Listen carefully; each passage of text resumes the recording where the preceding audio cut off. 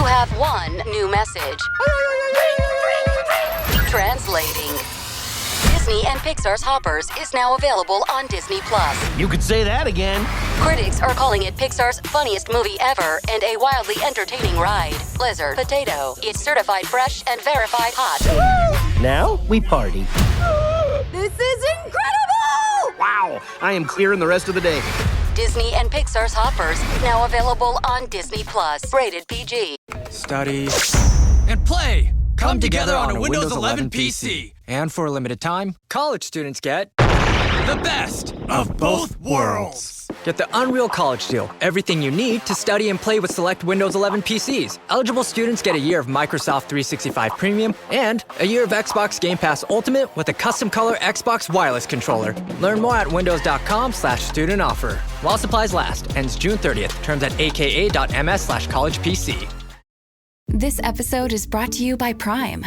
What if you had one more chance with the one that got away? Sam, you came home. Based on the best-selling novel from Carly Fortune. Every Year After follows childhood friends Sam and Percy as they reunite in the dreamy, nostalgic lakeside town of Barry's Bay. Love can be hard to find. So if you're lucky enough to find that person, never let go. A second chance at first love. Every Year After, now streaming only on Prime. This is the Rumors Are True podcast, brought to you by Pantheon Media Network.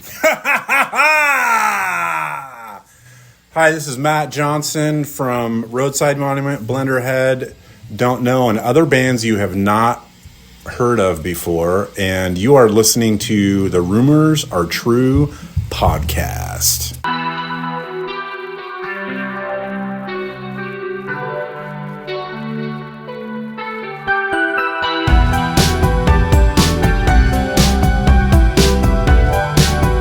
Welcome, this is Jeremy Allen Gould, and I'm coming to you today to confirm between God and of man that the rumors you have all heard are true.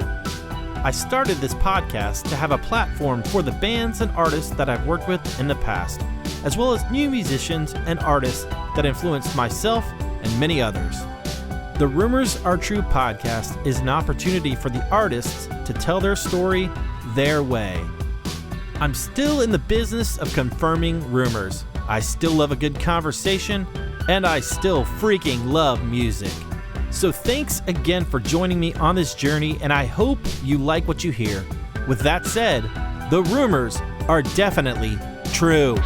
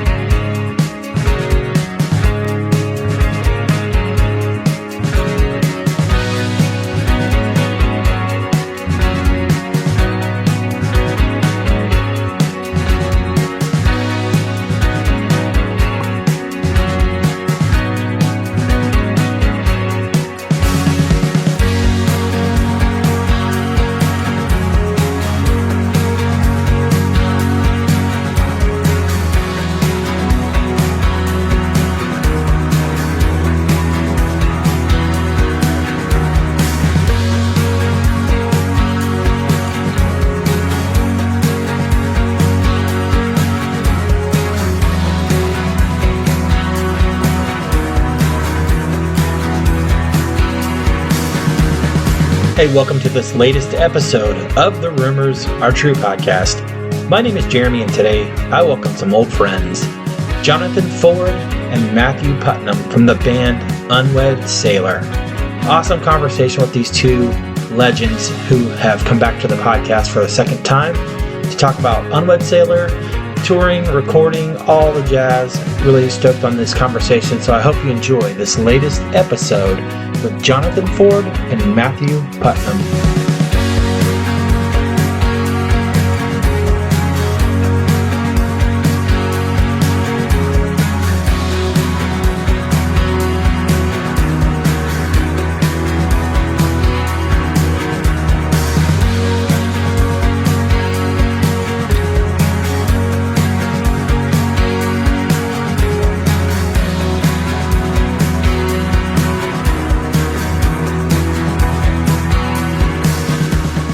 Johnathon and Matt, thank you so much for coming back on the freaking podcast. Hi, we're glad to be here.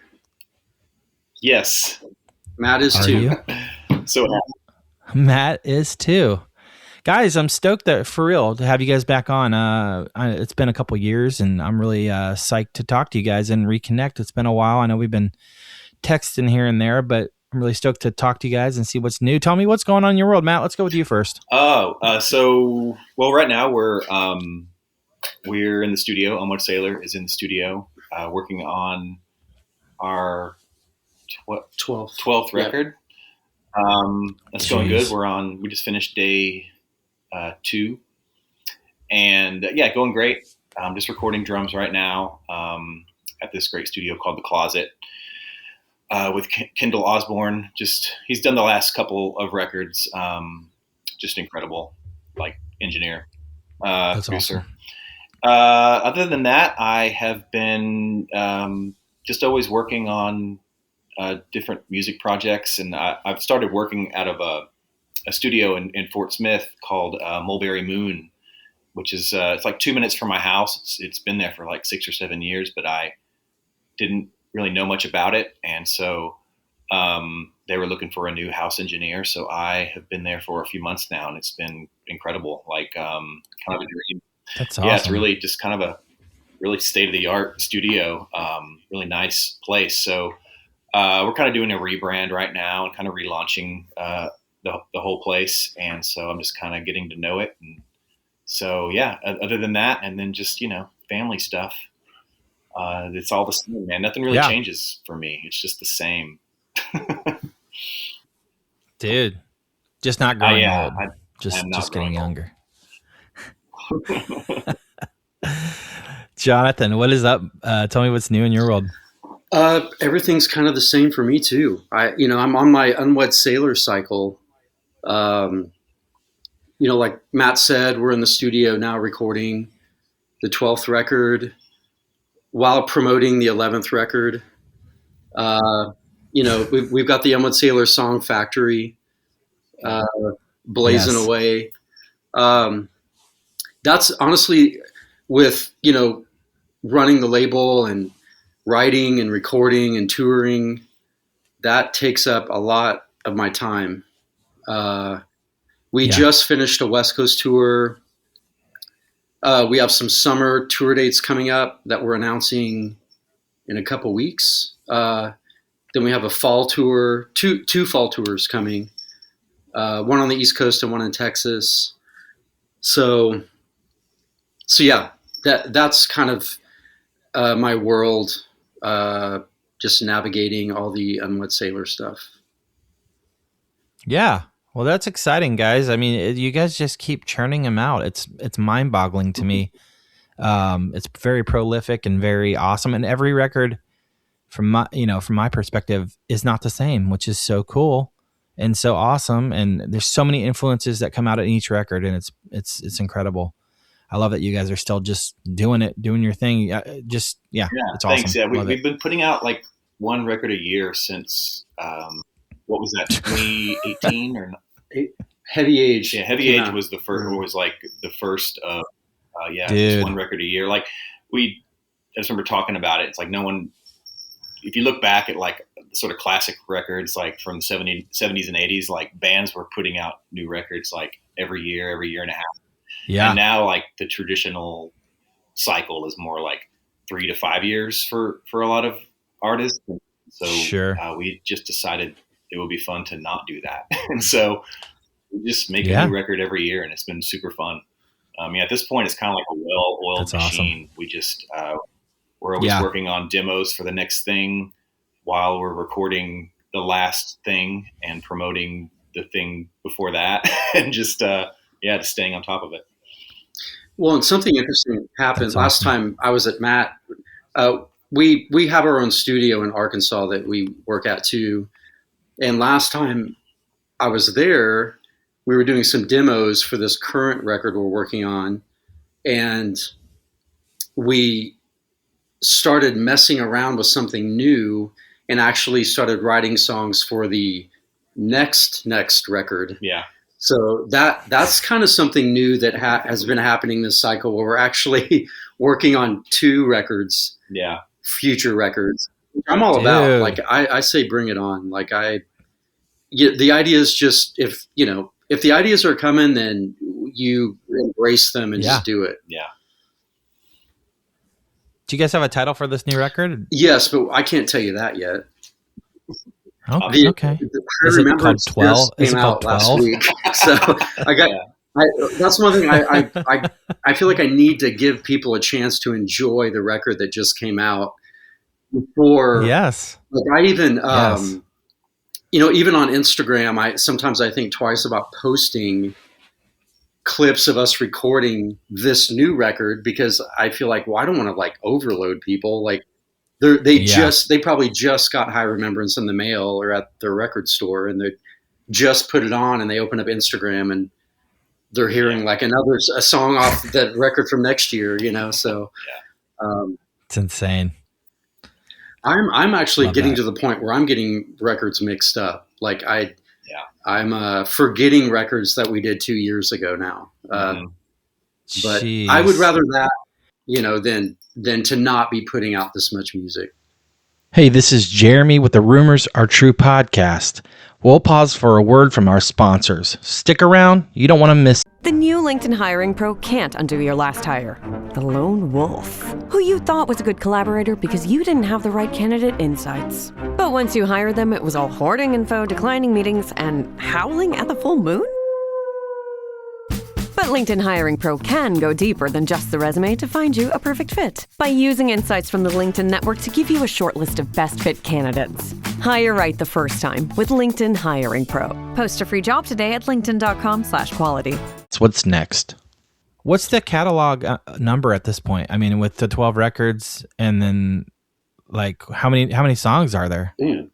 A lot. Well, 120 at least. Yeah, I've never done that math. That's a pretty good. That's a good challenge, actually. I have no idea. Yeah, maybe. Dude, that's wild. We'll maybe get 150 songs, maybe. Yeah, probably somewhere in there. Yeah. Gosh, that's awesome. I love that. Johnathan, I want to talk about the Current Taste label that you wound up doing. To kind of bring me through what the mindset was with that and how that's going for you. I love the name of it, of course. Nod to Roadside, and just kind of bring me through the label and what kind of brought that on. Well, I've been doing this a long time. I've worked with a lot of different labels, and I just felt like it was time. Some circumstances brought about an opportunity that made me realize, hey, maybe it's time I just start releasing my own records.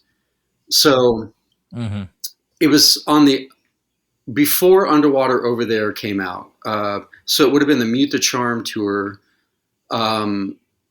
We played in Los Angeles, and I was shopping Underwater Over There around to different labels. And I hit up Felt. It's a LA label. And so Jeff from Felt came out to the show to see us play.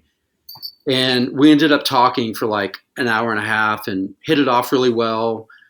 Kind of similar, definitely, similar music tastes and how we grew up, as teenagers, and skateboarding and punk rock. And, so we definitely hit it off on those connections, and we kept in touch.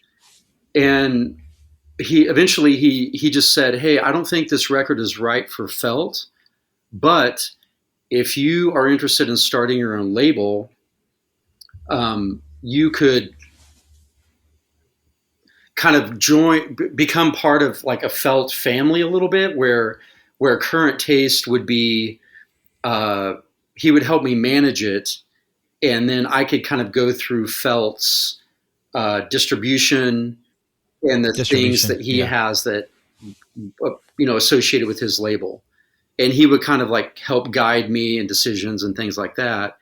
And he has Secretly Distribution, which is an incredible distribution company. Yeah. So I was like, yeah, that's it. I mean, that's the opportunity that I'm looking for. And, with that, it's like, I'm in complete control of every record, all the music. I own the masters. I've got the final decision on how it's presented and who I work with. And, after doing this so long, and through my experience, I felt like I was ready for that opportunity. So, and, since, now it's been 3 records on Current Taste, and it's been great. I feel like Unwed Sailor is getting more exposure than we ever have.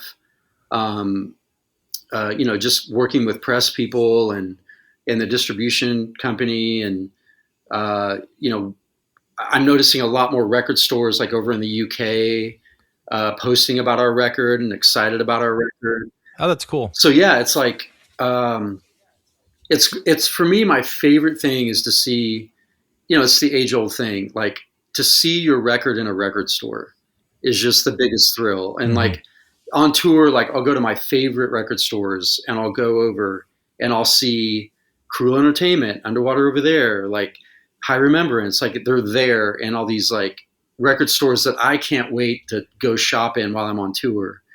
So that's just a thrill to me.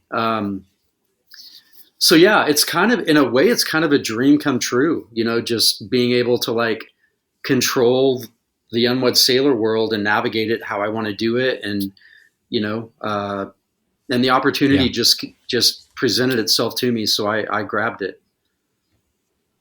That's awesome, man. That sounds exciting. Is there anything that you don't like about it at all? Not so much the label, but just the background. It's not cheap. That's for sure. Putting out your own records, Yeah. Sure. But, it is a thing. Music is something I've committed my life to a long time ago. So I'm 100% in. So those are just things that come with the territory. Sure. But I love making records and, creating records for people to buy and listen to, and playing shows, people coming out and seeing live music. So I'm just like in 100%. So even the negative things aren't really that negative, because it's, I'm getting to do what I love. So that makes it all worth it. Absolutely. Are you ever going to sign any other bands, or just going to be primarily Unwed on this label? I've been asked that before, and I'm so busy with Unwed, and it takes up all my time with the album a year thing, that I don't think I would even have time or mind bandwidth to do that. But I have thought about it, and there's definitely bands that I love and friends that make music that I love that, I contemplate it, but then the reality hits me of, oh yeah, I'm like in the middle of releasing a record and making another one. And, I've got to put the one I'm making now into production this fall, when I'm just now paying for the one that came out in the spring. So it's just a lot. Sure. Yeah. Sounds like it. You've got more patience than I do. That's awesome though. I love that you've taken that leap, and, obviously it sounds like it was probably the right move for you. And, like you said, you're getting in record stores more and more visibility, and it's a cool vibe, overall. So I love that. Speaking of the records you just kind of mentioned, last time I had you guys on, we've talked about, the other records you guys have been a part of, but we haven't talked about these most recent ones. Let's talk about Underwater Over There. Matt, let's start with you. Kind of just bring me through thoughts and memories from recording that record, and just kind of, your viewpoint on it. Yeah, so Underwater Over There, we always start with just demos, just at my home studio in Fort Smith. John will just come down from Tulsa, and we'll just spend a couple days, just each month, or sometimes more than that, just working on songs, and they kind of slowly come together. Sure. For that record, we ended up recording the drums here in Tulsa at Closet. That was the first time we actually worked with Kendall, and they sounded incredible. We did a lot of I believe we did guitars there as well for that record, and then most of the other stuff we did at my studio. But for that one, we initially started mixing up in Cottage Grove at National Freedom, which is Richard Swift's old place. Yeah, we were with Chris Colbert, and that was a really just great experience, just being there. And I think we probably got about 75% of the mixing done there, but it just wasn't quite done when our time was up. So we ended up doing like the final mixing just at my place. But yeah, that was kind of that record kind of started a new, like it was the first time that we had been working in a few different studios, like in Birmingham and then at my place. But that one was like where we kind of started just doing everything a lot closer to home, other than a trip to Cottage Grove. But I think that to me, it's like that felt like sort of a start of a new chapter in a way with Underwater Over There. And I love the energy of that record. It's also got probably some of the like craziest songs that we've ever done, in terms of just very dense recordings, lots of strange like sound design and samples going on. But yeah, like from there, that's when we just really loved working at Closet. The drums were just the best sounding drums that Unwed had ever recorded. So we've just been going there ever since. But yeah, Underwater Over There for a long time, that was kind of like my, every band, it's like your new record's always, no one's really, we're going to say like, that a previous record is like better than a new one because they're all kind of different. That was my favorite record though for I don't know. I thought about it in a different way. Something about it just was special. And it just the way that the final mixes and master turned out, it just sounded incredible. And it was like really fun to hear an Unwed Sailor record with that kind of. Well, I was going to ask you, did it turn out the way you wanted it to from your perspective? Pretty close. Yeah, I think that I don't know. For me, I'm always like, just because I'm an engineer and a producer myself, you just are always like trying to get better. It's like a never ending, it's a lifelong learning process. Cycle. So you're always trying to get better and do things better than you did before. And so, but it was definitely the first record where I could listen to like the whole thing, and just like the level of excitement that I felt about it was like a little bit different. And so, and it also just felt like at that point we were really getting into like just our routine and our pattern of how to like put out more music. And so, definitely it's still like a top favorite. I love that record. That's awesome. Johnathan, thoughts, memories from recording this from your perspective? Well, one thing I don't mention a lot, and I should, is that was the first album that we use Gary Prendergast for artwork. I love the artwork. And I've worked with him ever since that record, and he just killed it on the album artwork. It was exactly what I envisioned. So one fond memory I have is that was the start of my relationship with Gary, in working on the artwork. Yeah, like I guess other things, kind of like Matt was talking about. It did feel like it was the first album where Matt really kind of went wild with sound design, like where there's so many little sounds and quirky little things happening, especially like in a song called like Antoinette. It's just wild, like it. And to this day, Antoinette, I am like, what is going on? Like, how did we create that? It's so wild and weird, and the sound design aspects of it, and even the song itself. Like, I don't understand how we wrote that. It's just so unusual for anything Unwed Sailor had done before that. So like I think about that song a lot. I think about Blue Tangier, which was one of the singles off the record, and I feel like that's kind of turned into, or is turning into, kind of a classic Unwed Sailor song. Like it's not a Firecracker or Ruby's Wishes, but I feel like it's kind of getting into that kind of lineage of songs that people like or want to hear. It was the first time I got to kind of dip my toe into kind of what I perceived as Unwed Sailor's version of like skate rock, like on the song Dusty.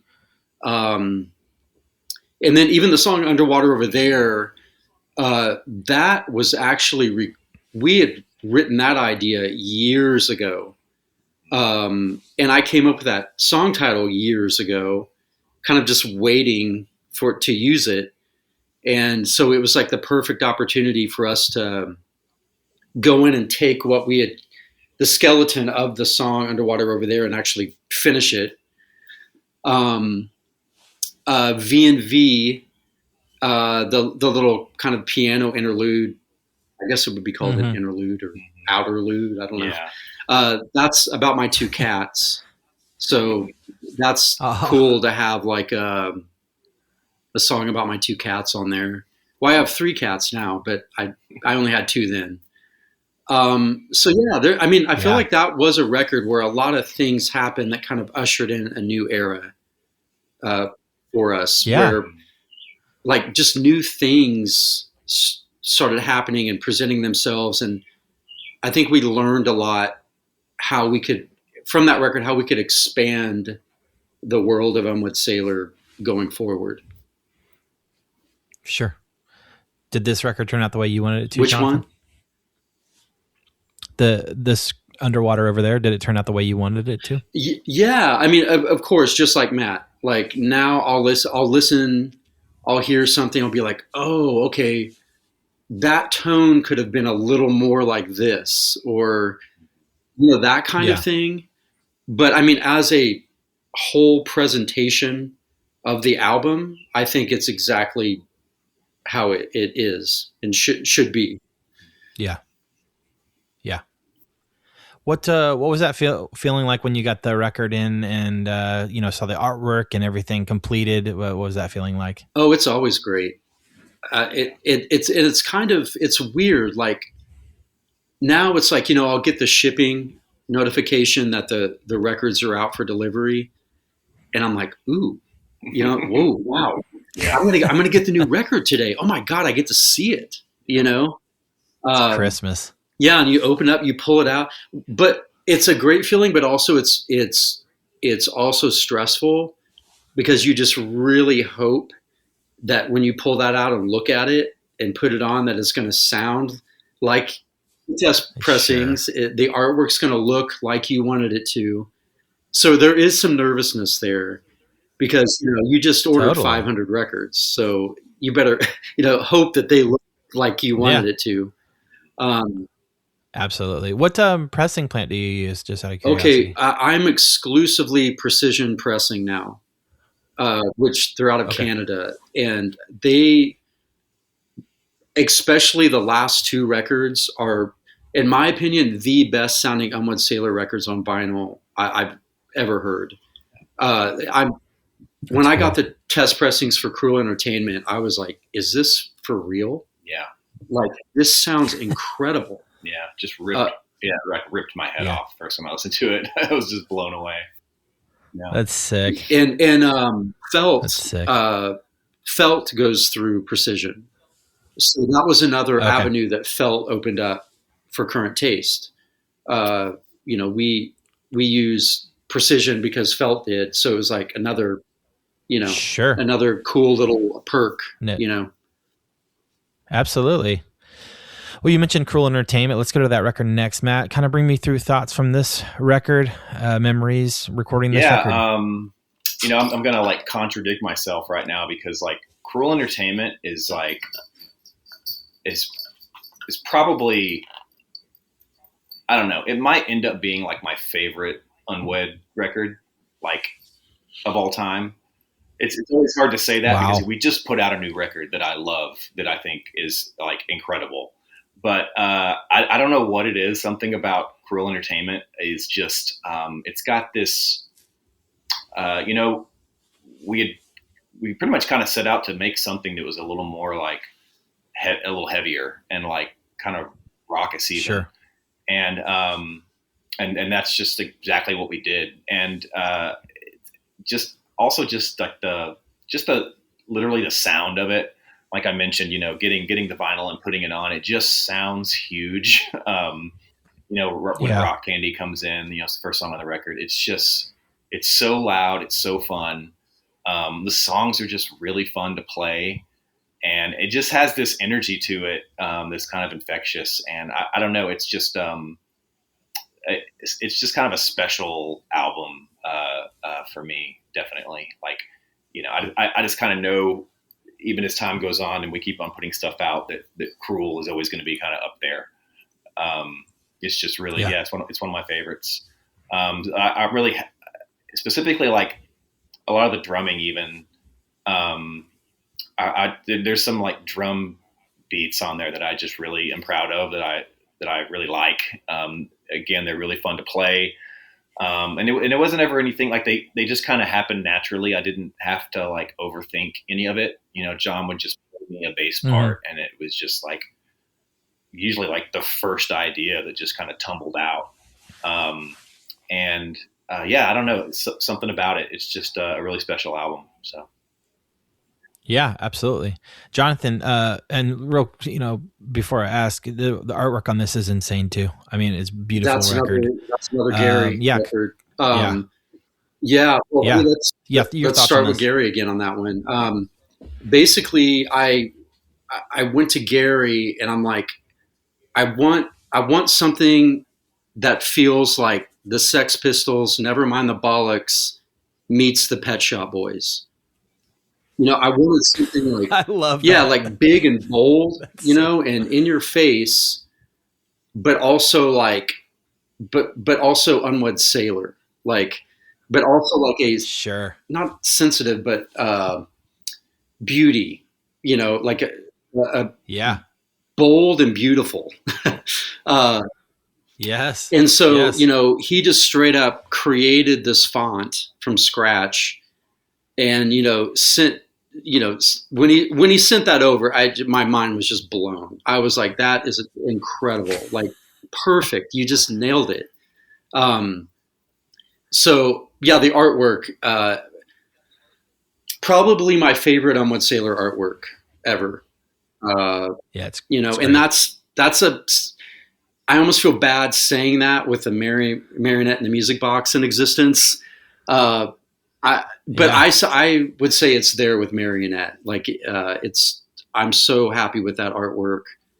And Cruel Entertainment was a record where I felt like I could, not that I got permission, but like it's almost like the time was right for me to like express my heavier side.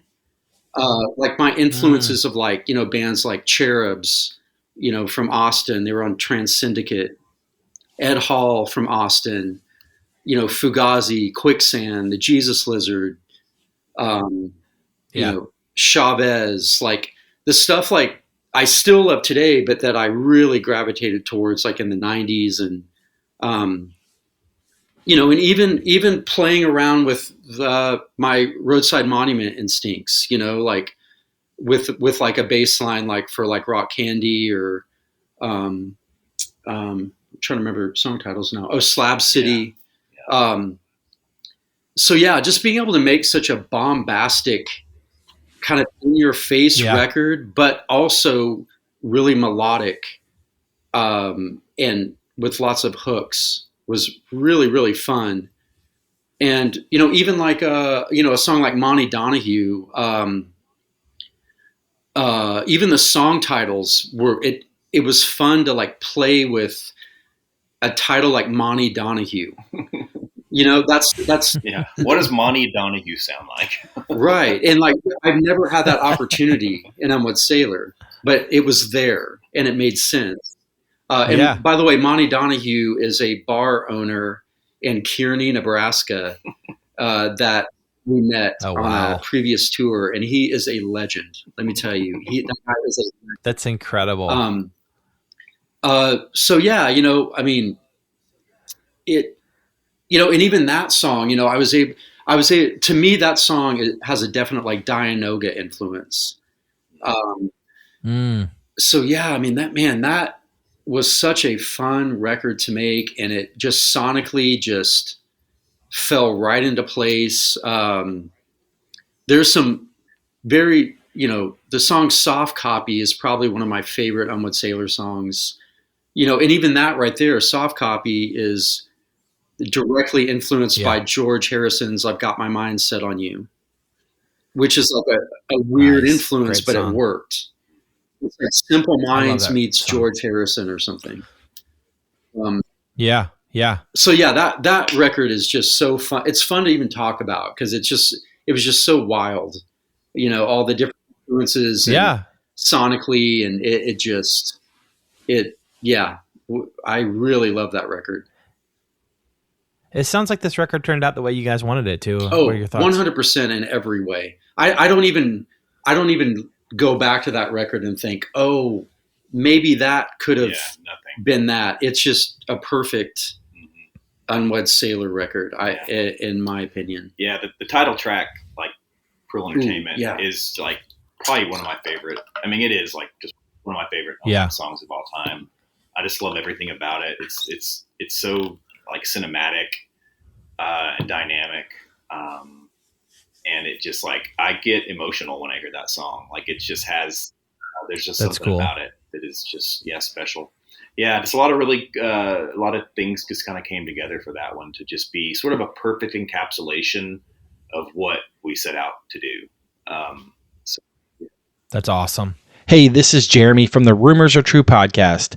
Hang right there. Here's a word from... This summer, soccer is here, and so are the watch parties. And Uber Eats has your game day essentials covered with 30% off orders from Aldi, Kroger, and Dollar General. Everything you need to keep your crowd happy, delivered straight to your door. Chips, dips, fresh ingredients, and more. Order in so you can lock in for the games. 30% off your grocery order, only on Uber Eats for a limited time. Our sponsors. High Remembrance, the newest record that came out 2 weeks ago. Man, and you're it's mind-boggling that you're still working on a new record. But yeah, let's talk about this recent record. Artwork again's incredible. Jonathan, let's go with you. Recording this record, thoughts, memories, and the artwork and all. Well, again, I'll start with Gary because he's a genius. I think now, if I remember right, I think that art was actually something he might have posted on Instagram, and I saw. Yeah. And I was like, oh, okay, that's it right there. And I just thought it fit perfectly for the album. And then High Remembrance to me, a lot of times with these Unwed Sailor titles, they'll come to me, they'll pop in my mind. I don't really know what they mean. But as the record reveals itself and has a life, it kind of starts making sense. And, the high remembrance is definitely like about nostalgia, memories, places that you love, that you miss, people that you love and you miss, experiences that you love and you miss. And so with the artwork, I almost wanted like the inner sleeve and stuff to almost feel like a journal, and that's why it's so, sure. Usually I would never have two different fonts on a record. But I liked how Gary had like a handwriting kind of font and then like a type font. Yeah. Like it's kind of chaotic, but that's the way memories are, they're kind of all over the place, and there's like some are good and bad at the same time. So I felt like the artwork reflected that really well. And High Remembrance, like I think my favorite song on the record is West Coast Prism. And that song is just like a nod to my love for the West Coast, everything about it, surfing, skateboarding, the Goonies rocks, the redwoods, the beautiful chaos of Los Angeles, Seattle and in Portland, and my memories of being there in the 90s and, with Roadside Monument and all my friends there. It's kind of like a love letter to the West Coast and everything that it's done for me and still does for me, when I'm out there.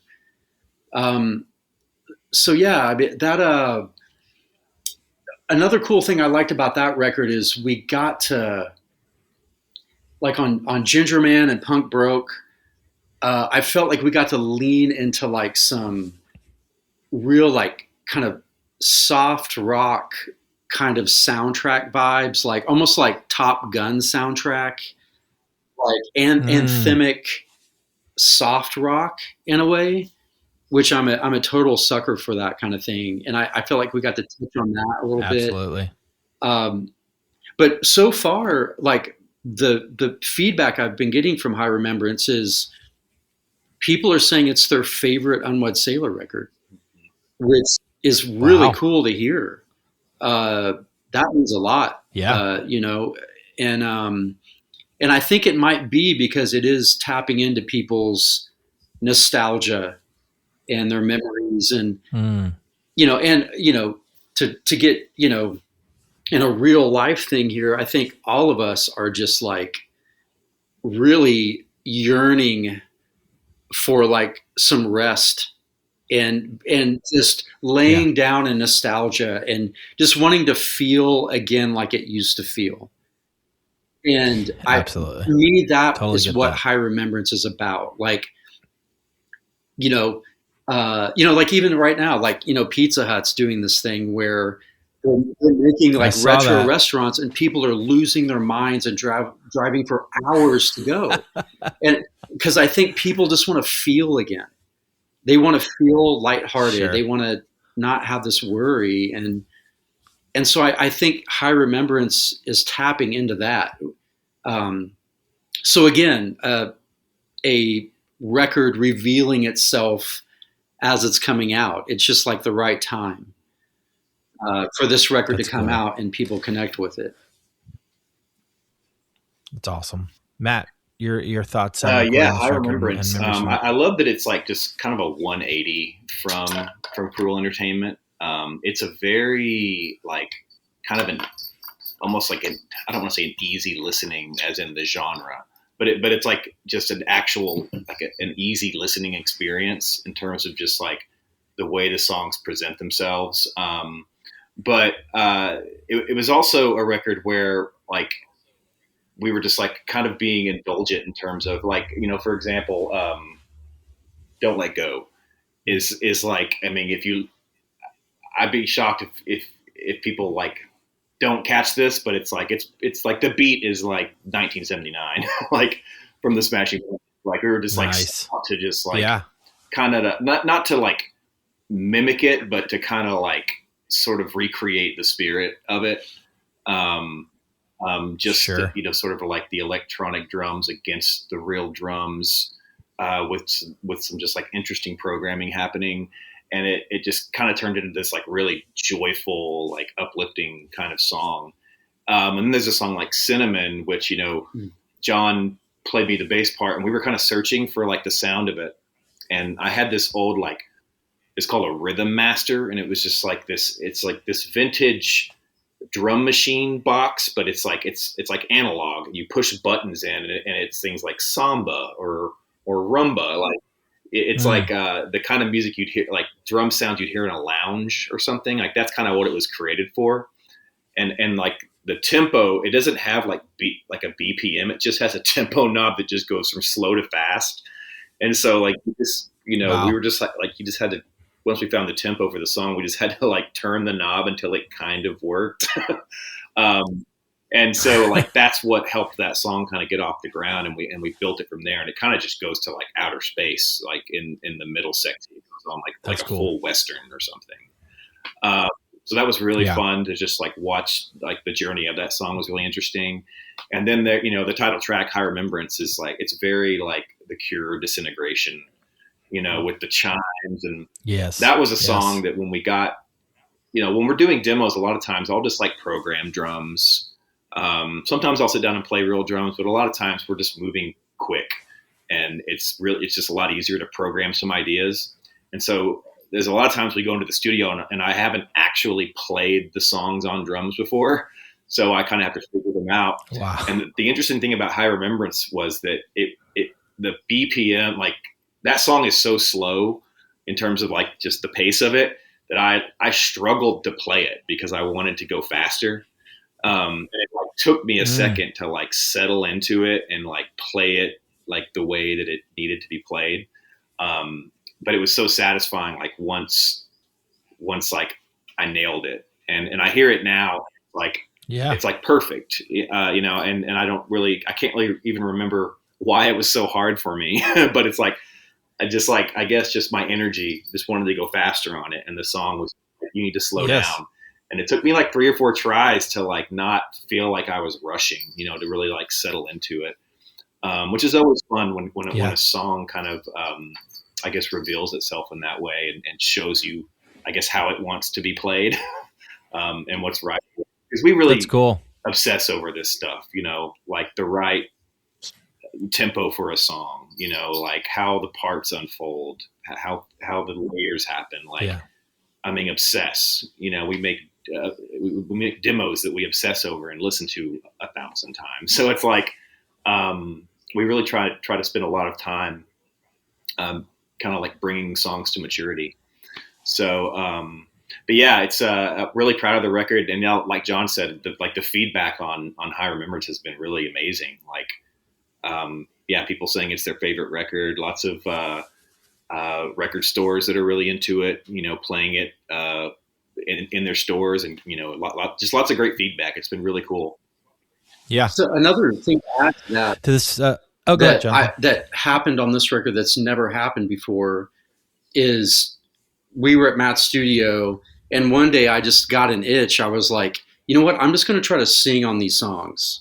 Like, and not our usual oohs and ahs, but like, I'm going to write some lyrics and sing on these songs. So I started doing that, and we recorded it. Me like singing these lyrics and everything. And by the end of it, I was horrified and wanted to quit playing music and was like, Matt, just throw it away. But a couple weeks later, I started listening to it, and I was like, actually, I kind of like those melodies. They're cool.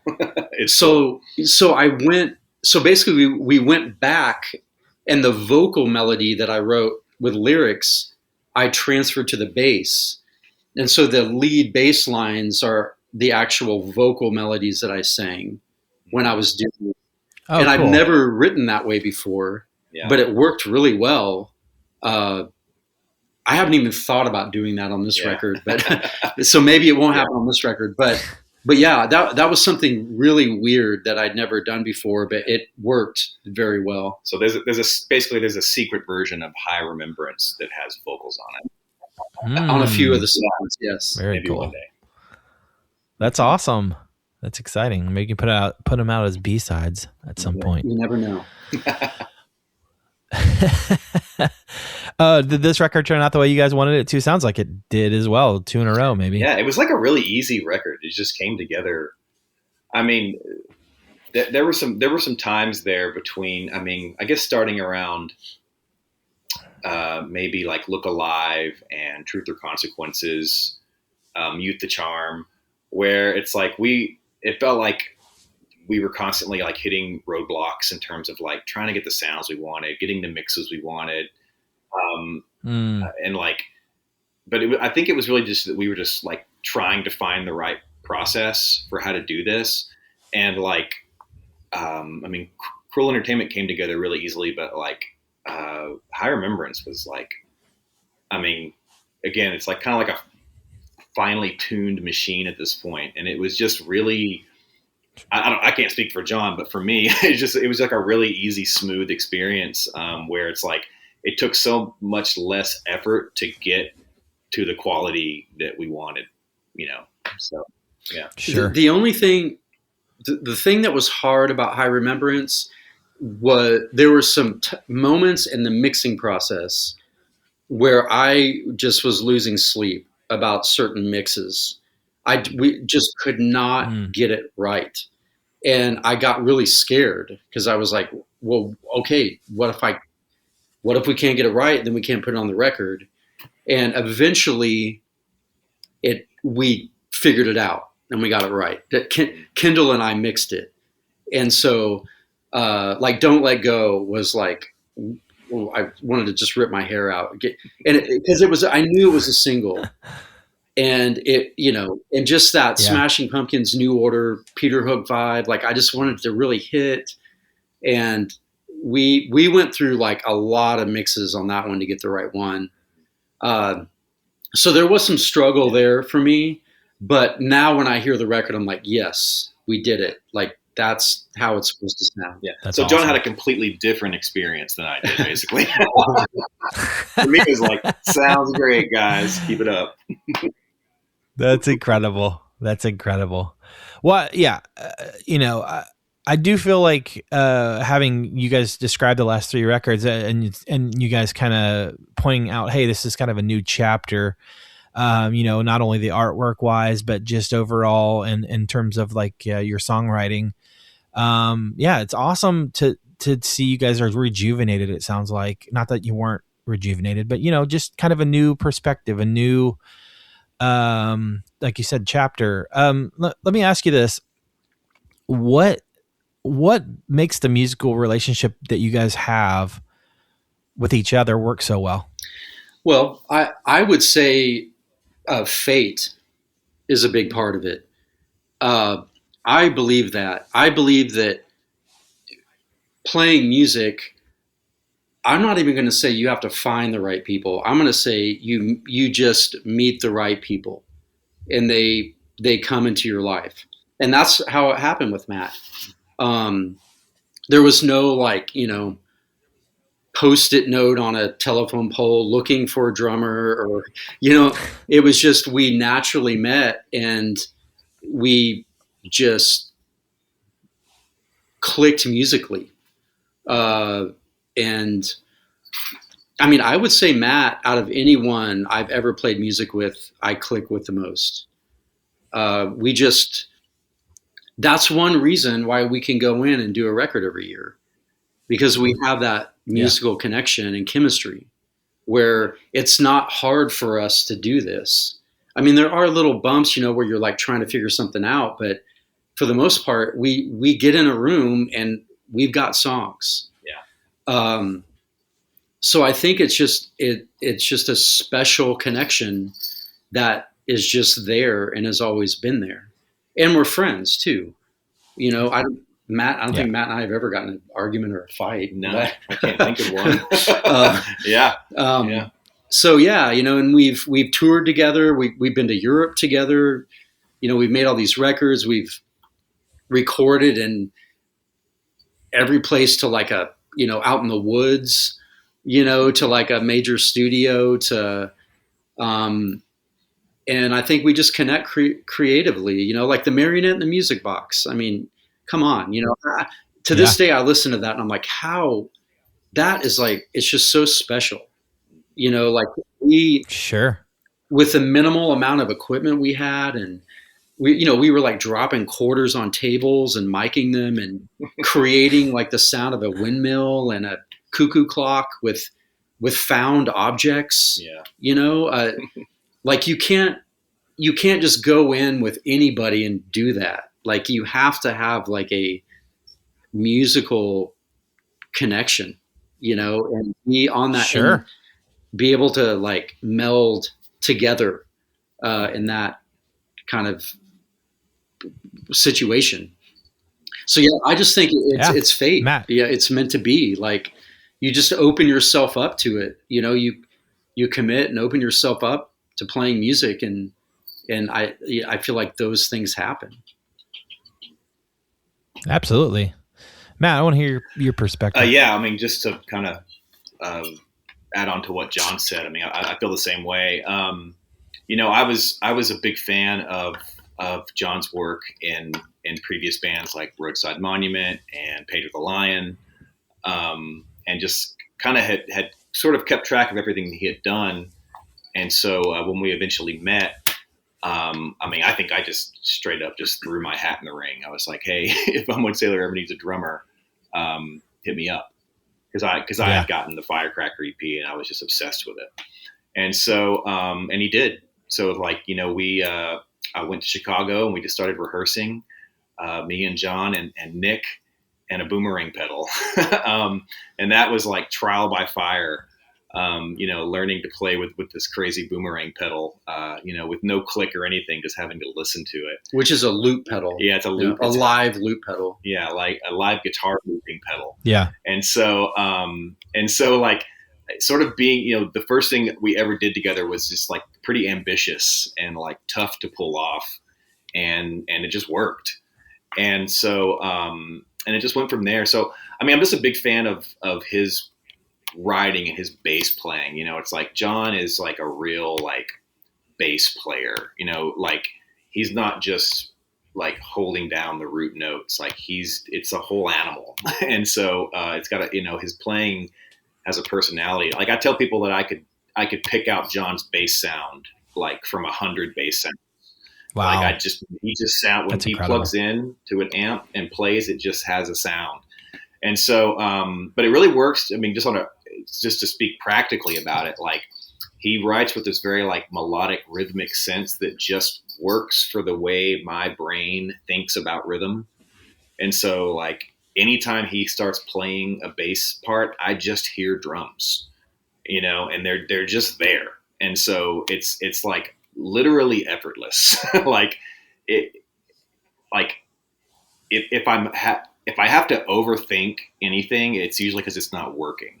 Like it's almost always just like it's just already there once he starts playing. Like the seed of the song just starts to grow immediately. And so I do think that is just a reflection of just our friendship, but also just a lot of the influences that we share, and just also just the fact that we're just real just music lovers, like. And always have been, and kind of like committed ourselves to it at a really young age. This is what we wanted to do. And so when you find people that have that same like sense of like dedication, there's a camaraderie there that other people really can't understand unless they also feel it. And so, it's just like really easy. I mean, to be totally honest, it's super easy to just, and it's only, I mean, it was kind of easy from the beginning. So, here 20 something years later, it's only gotten easier. And so, it's like, that's why we can, again, like John said, that's why we can put out a record a year. You can't, not all groups of people and groups of bands can handle sort of the stress and the creative demands of one record per year. So, yeah, it just works. Yeah. And it's really fun. Like we have a lot of fun doing this. Like it's always fun in the studio. Like we're always laughing, we're always like joking around or like, it's like, we're writing music, but it's also like a hangout. Yeah. We're hanging out, we're laughing, we go up to the convenience store and buy way too much candy. Yeah. And then listen to dub music. Yeah, listen to dub music. Like listen to like black metal. Yeah, you know what I mean? We just have a lot of fun. Love that stuff. It's just really enjoyable. And I think that also opens up the creative world to you. When you're not like worried about if you're going to write something or you're just there having fun, man, eating candy and listening to black metal and writing like soft rock. Yeah. It's just, you know what I mean? It's just like, there's no rules. You just like celebrate the moment and just have a good time. Yeah. Well, I want to ask you guys, favorite band that you guys have been in.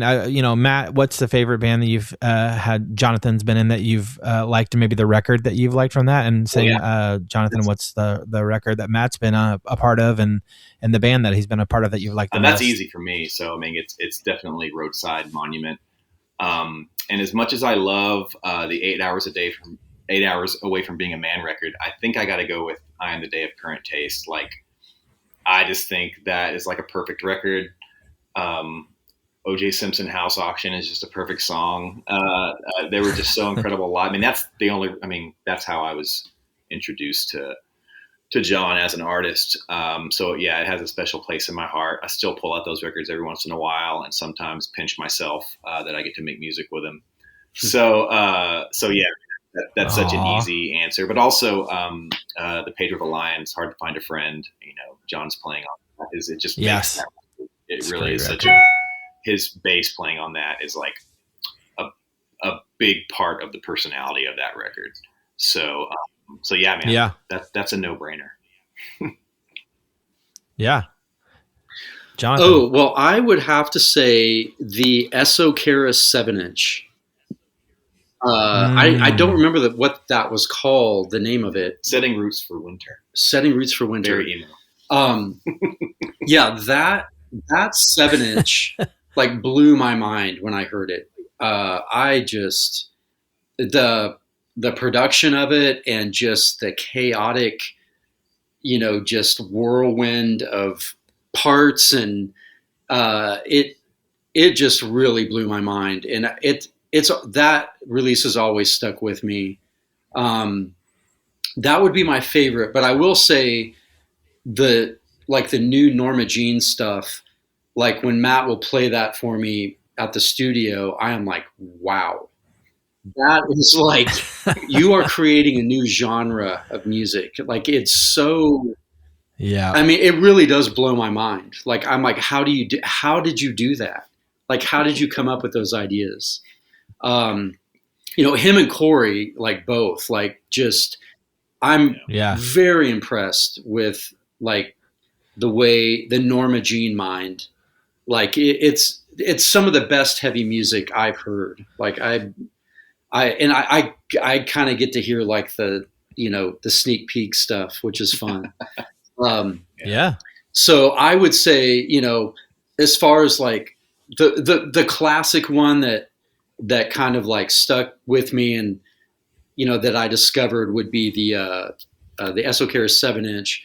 But like currently it's definitely like hearing this new Norma Jean stuff is like real exciting for me. Thanks, John. Of course. That's awesome. I love that. What have you guys been listening to lately? Yeah, you kind of bring me through a couple records from this year or recently that you've just really been into. Well, I am discovering so much music that it's just insane. And I'm really thankful for that, because there was a period of time in my life where everything I listened to was old, and like I couldn't find anything new I liked, and I was starting to feel like some kind of old curmudgeon man or something, But lately I'm up every night till 2 or 3 in the morning, just listening to like new stuff on Bandcamp. And so I can't even really pinpoint anything specific, but I will say I've been listening to a lot of electronic music lately. I've really been getting into that. A lot of dub music, and then like weird experimental dub electronic stuff. Every time I get in John's car, it's weird experimental dub music. It's excellent.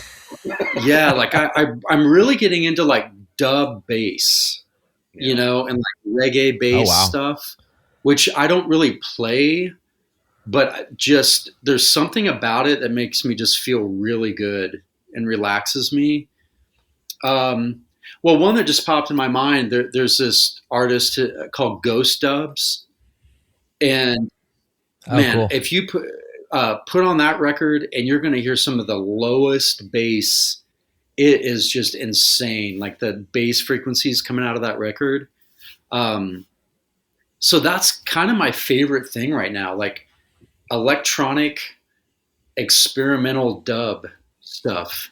That's kind of the world my head is in at the moment. Very cool. Matt. Oh man, this question is always so tough. Lately, I've been obsessed with Rudy Column. The Vinnie Riley record has been like, I just listening to it weekly. I love all the vocal samples on that record. But that's a band where once you kind of like get into them, you have so much to like absorb. They have so many records, and they're all so great. Just incredible band and artist. So yeah, lots of Rudy Column. I've been really into like it's called like cargo cult music. I'm not going to explain what a cargo cult is. People can go look it up, but it's basically like these. I don't know if they're indigenous like tribe. I'm not going to like speak out of like my knowledge here, but you can look up videos of them. But it'll be just like a group of like 30 people. And they're all playing guitars and singing, you know, people from all ages, and just singing these incredible harmonies, these beautiful songs. It's just like very, it's just got this beauty to it. It's just really excellent. Yeah. Uplifting. So cargo cult music. Ink and Dagger just and released their discography. So Fine Art Original Sins, great. That's cool. Record. Yeah, so great band. To that again. I'm always listening to a lot of Jay Dilla. The cool thing about Dilla is that he was so prolific that they're always finding new like beat tapes that he made that nobody's heard. So it's like his mom, Ma Dukes, is always putting out new stuff. So that's always cool. I just love Dilla. And then a lot of Nusrat Fateh Ali Khan lately. It's another one. Like the live albums are just, it's like Sufi spiritual music. It's just like transcendent, and I'll just put it on in my studio. It'll just play all day and all night long because there's hundreds, thousands of songs. Like it goes on forever, and it's just gorgeous stuff. That's wild. Yeah, man. And always going back to the classics. You know, I was listening to Slayer the other day. I listened to Rain and Blood all the way through, and I was like, that was sick. I listened to Manic Quicksand the other day. That was sick. That's a banger. Oh, that's such a great record. Yeah, man. It's kind of like something different every day. Yeah, that's great. I love that. Unwed Sailor record favorite that you guys have been a part of, and maybe the song that you're most proud of. And I know, Jonathan, you think you're going to have the same one as Matt. I think is it Cruel Entertainment? my favorite is Cruel Entertainment. Yeah. Wow, okay. That's to impressive. Make it interesting. I'll say this. I'll also throw in the Marionette in the Music Box because, like I said earlier, to this day, I'll listen to that record and I'm like, how did we do that? Like, how did that happen? Yeah. So if I could have two, I would say those two. Yeah. The other day I still have the little Roland virtual station that we recorded that, the marionette on, and like to look, it's like an ancient relic now.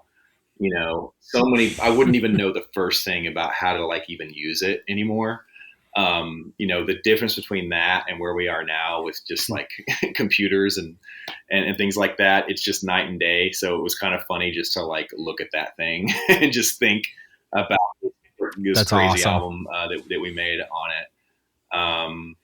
But yeah, man, I definitely got to go with Cruel Entertainment, and the title track is just, again, just like one of my favorite songs we've ever done. Yeah, easily. And Love that. kind of, You were right, kind of a fun Johnathan. little thing. So we still have the little wood block that we used on the marionette and the music box, and we try to include that on every record. Oh yeah, that we make somewhere on the record. We try to use this marionette awesome. wood block. The plastic marionette wood block. So chances are, That's so cool. all these new records, somewhere in there, that wood block is being played. Yeah, keep an ear out. It's an Easter. I love that, dude. That's so cool. Well, I know you guys cannot predict the future, but what does the future look like for you guys, I guess, as a band and individually? Let's go with you first, Matt. So again, we're working on record number 12 right now. It's going really great. We're recording probably one of my favorite songs tomorrow, which is the last one that's left. But then again, like we finished the drums on a couple songs today where I was like, that might be my favorite. So it's like, it's hard to know, but it's hard to know until it all kind of comes together. One thing that happened, I lost I had a storage drive that had all of our demos on it, all the sessions, plus so much more stuff. And it unfortunately crashed and was not recoverable. It wasn't backed up anywhere else. So we actually lost, like, part of our process has been to like use demos to like make the new record. We'll use the stems from the demos to kind of build up the new album. Sure. And we end up using a lot of the sounds from my studio on the record. So we're kind of like in a situation now where we can't do that, which is, I'm choosing to say that it's like oddly refreshing because it forces you to like just try new things. But at the same time, there was this one sound today where we were like, we couldn't figure out how to reproduce it. So we just used like a stem separation tool on the demo to like pull out this one like little percussion sound. It's like the last thing we did today. So it's That's like, awesome. Just to give you an idea of like the kind of meticulous like nonsense we get into. Yes. But it's actually been really cool to kind of just have to start from zero in a way, and do things a little bit different. But yeah, just a new record. And like John said, we already have a couple of ideas for record 13. So I think for Unwed, like the future is the past. I mean, like we're just going to keep doing this. Like we're on a roll. We've got a routine now about when we get together for writing, when we go to the studio. And so, yeah, I think for Unwed, give us 4 more years and you'll have 4 more records. So, but yeah, otherwise than that, again, I'm working out of this new studio, working on lots of different things. Norma Jean's really busy getting ready to make our 10th record. I think we've made like 70 or 80 demos. And so far we have like 5 songs that we like. So it's a very slow process. We also lost all of our demos. So we're in the same, lost a lot of stuff. It's like, it's been crazy, but it happens. I just, you have to let it go. What else? Man, I don't know. I'm just always working on something, I make beats every day on my phone with the Koala app. Shout out Koala app. Which super fun, so which we addictive. use on the records. Yeah. Like I've used the Koala app to make like lots of Unwed Sailor stuff. Cool. So yeah, I'm always making stuff. Gosh, I'm sure there's things I'm forgetting, but they'll have to remain forgotten for now. No worries. Sure. Johnathan, future, what does it hold for you with the band and yourself? Well, I mean, same thing Matt said, Unwed Sailor Records, that's always we're always stirring that up. I haven't announced this tour yet. But when I'm excited about, like this summer, we're doing some dates in the Midwest in July, and we're going on tour with Calm Collapse. Oh, I love Yeah, that it's band. Doug Lorig's band. Doug Lorig from Roadside Monument. So I'll get to be on the road, on tour with Doug since 1997. It was the last time we were on the road together. So I'm really excited about that. Just to be, driving down the highway with Doug Lorig again. Like that, I'm really looking forward to that. And Calm Collapse is so good. Their record is incredible. They're actually working on another one right now. And as a live band, it's just insane. So just to be playing shows with them every night is going to be so fun. So really looking forward to that. Looking forward to hearing Doug complain about the heat constantly. That's going to be awesome.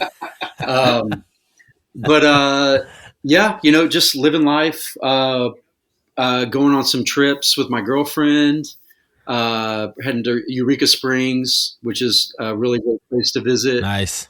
Hanging out with my 3 cats. They're super fun to chill out with. They like electronic experimental dub music as much as me. So that's good. I'm stoked it's spring and the summer's coming. So I'm going to try to get out and run a little bit more so I can feel good.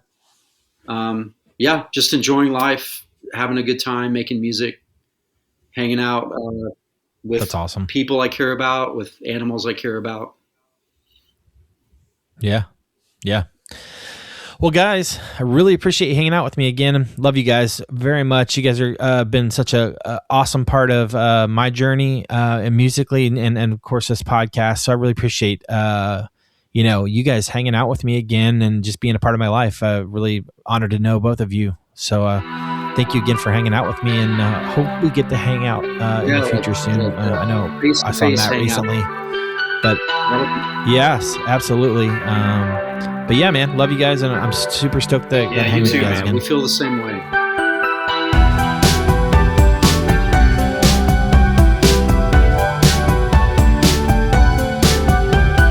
Hey, thank you, listener, for tuning in again and again. I really appreciate it. It's been an honor to be on this journey with you guys. So thank you for listening week in and week out. If you'd like to add me on Instagram and Facebook at The Rumors Are True Cast.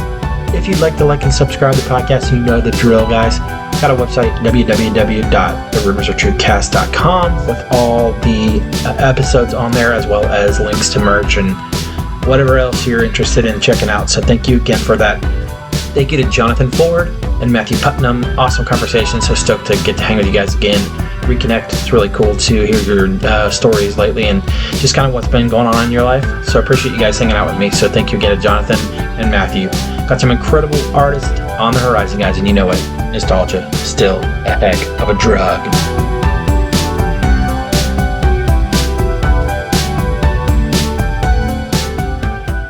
The podcast is produced by Wesley Hill, artwork by Jared Chase Bowser, and music by Brian Jaron. This episode is dedicated to the memory of my dear friend, producer, and man of many talents, Brian Jaron. Starting a business can seem like a daunting task, unless you have a partner like Shopify. They have the tools you need to start and grow your business. From designing a website to marketing to selling and beyond, Shopify can help with everything you need. There's a reason millions of companies like Mattel, Heinz, and Allbirds continue to trust and use them. With Shopify on your side, turn your big business idea into... Sign up for your $1 per month trial at shopify.com/special offer.